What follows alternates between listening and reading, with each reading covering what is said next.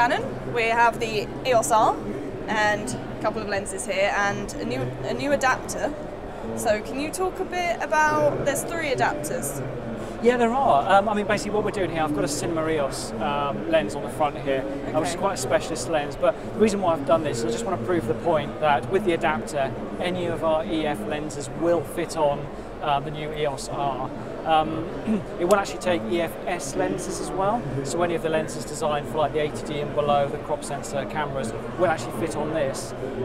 You do get the 1.6 crop, but you do have that ability, so it kind of shows that the EOS R is really, really part of our range.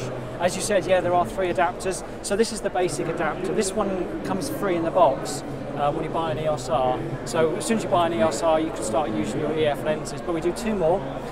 One of them has a control ring adapter. So our lenses, our EF R lenses, has a control ring on them here.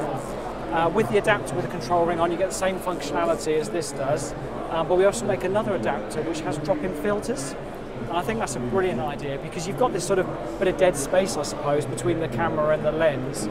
We've made use of that by having these drop-in filters which go in. So it doesn't matter what size lens you've got on there, what the filter size is, we can still have a filter to go inside. So which filters will you be putting inside that? There's a number of different ones that you can get because you can buy the filters to drop in. But I think the most interesting one is the neutral density or the variable neutral density filter, which is the one I think that for me really excites me. I think that'll be great for video work and also for being really creative when you're shooting stills as well. How many stops is that on variable ND? I have to be honest with you, off the top of my head I don't know. They're still in development, that is. We're still building that one. We actually only have 1 prototype here at the show, which is tucked away. Those should be hopefully coming by the end of the year or beginning of next year, but it's something that we're working on for the future. Great. Can I try this lens? Of course you can, yep. Oh. Want to drop that one? I got that. There you go. Whee. There you go. Right. So you say that the new adapter also has this? So one of the new adapters we make has the ring on there. Can you program these to be other things other than the ISO? Can they be aperture? There's about 9 or 10 things that you can do with this ring. For me, I think it really works using it as exposure compensation. It seems like a really obvious place to have it, and it means that you can very, very quickly, compensate on your exposures really nicely and easily.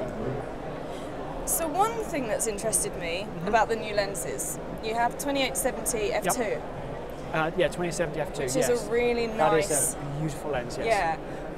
Doing a lot of events, I stick to my 24-70, and to have that extra stop, it's really cool. What you'll find with that, I mean, it's a big lens. It's a big lens, and it's not a cheap lens. It's a really, really high quality lens. But what it's like using 3 prime lenses. It is so sharp, so clean, and so clear. We have a pre-production one, which luckily I've managed to get a few shots of as working for Canon, and it's just so clear. It's such a nice lens to use. The beauty of that lens is it's showing what's possible in the future. So this new lens design, this new body, this new lens mount, the flange back distance, all these kind of things really are enabling us to create lenses and design lenses that we couldn't do previously. And this will really show as things go on into the future, we'll have some really exciting lenses. So what's the stabilizer? So the stabilizer, so we've got optical IS on here. We don't have in-body IS. We're still using the optical IS system.